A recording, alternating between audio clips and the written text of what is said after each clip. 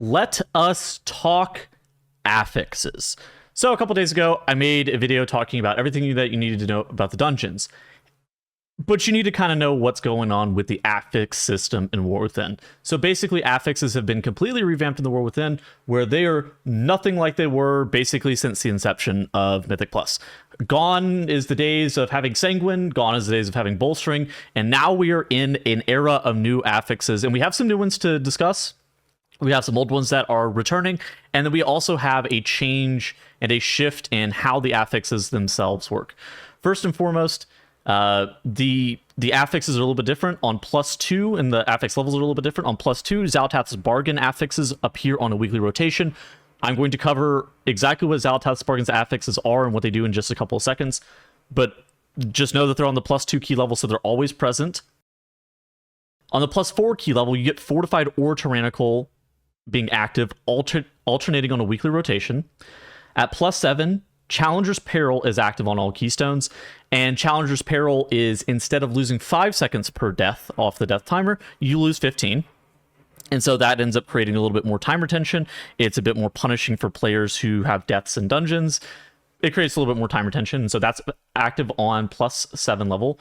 And then at +10, you get Tyrannical or Fortified active. This will end up being the alternative affix to what you got from the +4 level. That way, at a +10 level, you constantly have both Fortified and Tyrannical active at any given moment. Then, at a +12 keystone level, you get an additional affix called Xalatath's Guile.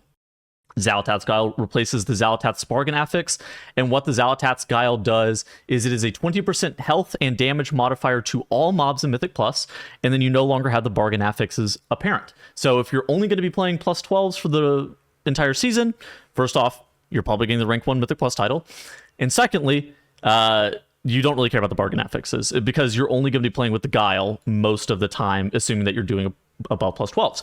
But that's not most players, and so I think that going through and kind of talking about what you're going to see with the beginning of the affixes at the beginning of the season is also important. Okay, now with that, let's talk about the bargain affixes. So we have 4 bargain affixes.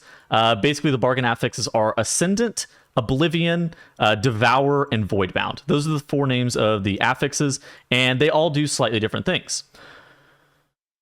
We're going to start with talking about Ascendant. Ascendant is probably the most straightforward Ascendant. If you played Razageth on Heroic, Mythic, Normal, you kind of understand how Ascendant works already.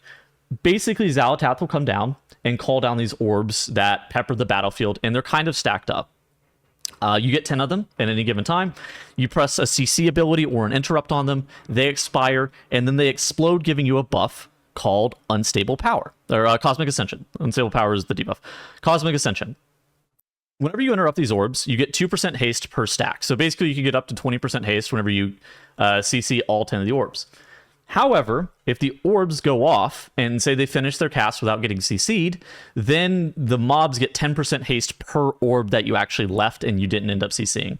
We can kind of take a look from a clip from Growl Stream as to what this ends up looking like. Basically, it's very similar as described, where these orbs come down, and then you press something like Blinding Light, you can press like Mass Grip, you can even press like Ring of Peace and something like that, and they're casting this Cosmic Ascension cast. You really want to make sure that you're CCing all of these, because mob haste can be very deadly, and it can really interact in a bunch of weird ways on the mobs. So that was Ascendant. Next up, we have Oblivion. And Oblivion is a little bit different. Basically, Oblivion are these orbs that spawn, and they grant you mastery whenever you soak them. The orbs, whenever they spawn in a circle around the mobs, and then they try to move towards the mobs. If they contact the mobs get a stacking damage reduction effect, 10% per stack that they've absorbed. So if they absorb a bunch of them, it's very dangerous. And all mobs are affected, not just the mob that ended up absorbing the Oblivion affix. However, whenever you soak an Oblivion orb, it's a group-wide buff that you get 2% mastery and 1% leech per Oblivion orb that you soak. And you can kind of see what this looks like on screen here from this clip from my stream, where Xalatath comes out, they shoot the orbs, and then you just kind of play keep away. Now, this can get a little bit tricky whenever the pack isn't when the pack isn't fully stacked. the pack is fully stacked in this instance, and so it's actually not that big of a deal, and it's actually not difficult to deal with it. If there are mobs that are spread from one another, the Xalatath's orbs can actually operate in really weird ways, where the orbs will always try to contact the nearest mob that they can. I've seen this also interact kind of in strange ways with mobs that are out or that are in combat, but you're not in combat with them. Like say they're fighting other NPCs or something like that. I've actually seen the Oblivion orbs run towards them. But in general, I would say that both Oblivion and Ascendant are fairly easy affixes. Of course, the punishment, you know, getting 10% DR per stack whenever the Oblivion orb hits the mobs is pretty rough, but it's not too bad. Next up, we have Voidbound, and Voidbound summons a Void Emissary that casts Dark Prayer, and Dark Prayer reads that Void Emissary chants a Dark Prayer that empowers its allies, reducing their damage taken by 10% every 3 seconds, and this effect ends up stacking. Upon the Void Emissary's defeat, the Void Emissary envelops players, granting them Blessing from Beyond. What Blessing from Beyond does is it's 20% spell CDR and increased healing received for 20 seconds, and this buff feels crazy. Like it's a noticeable amount of CDR, and you can tell that you are very strong whenever you have this Dark Prayer buff. Now, these mobs are, I would say, not easy. And in the past, and you're going to see this from, like, if you go and do any research, you'll see people talking about how the Void Emissaries were making mobs do more damage. That has been changed. Now the mobs just take less damage. And so they also start off, and they're just shielded, and they have 1 HP. So effects like Touch of Death, Execute, you can even like Unravel or Shattering Throw these mobs as well because they're shielded. And so that's a way that you can end up killing the Voidbound Emissary off rather quickly just to be able to get the buff. You basically have to target swap to this mob. I think that letting the mob sit on the battlefield for any extended period of time is just going to ruin your day. The last affix that we have to cover is Devour. And Devour got changed a little bit since I've last tested it, but I know the changes that they made to the affix. Basically what happens is Devour applies a 50% heal absorb to all players. It doesn't end up scaling with heal level. It deals 2% of your max HP every second, and it can be dispelled by any dispel type, including poison, curse, disease, or magic. So this means things like Imp Dispel or Mass Dispel also work on this. You can also drop Poison Cleansing Totem. Poison Cleansing Totem is incredibly valuable versus this. It also ends up lasting 15 seconds, and it will end up timing out and making enemies heal for 10% per debuff that is still left on the players. And so, of course, you have to be able to get these removed. If you end up getting them removed, then you get Critical Strike. Yeah, okay, so whenever per one of these is dispelled, you get 1 stack of the buff, up to, obviously, 5 stacks. Then you get 4% Critical Strike and 2% max health per buff that you end up having.